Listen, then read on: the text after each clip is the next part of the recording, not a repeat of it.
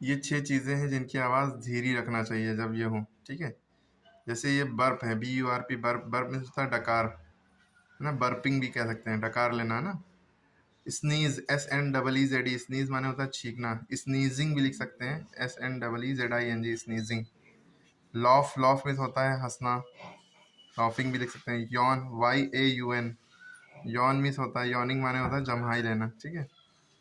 और कफ, कफ मिस होता है खांसी आना, है ना। और फार्ट मिस आपको पता ही है, हवा निकालना या रिया खारिज करना, ठीक है। ये सब चीज़ों की आवाज़ धीरे रखना चाहिए, तेज एकदम से नहीं करना चाहिए, लोग डरे ना। तो इसका मतलब तो पता ही है, पा में आ के मतलब दा, ना में आ के ना, ठीक है।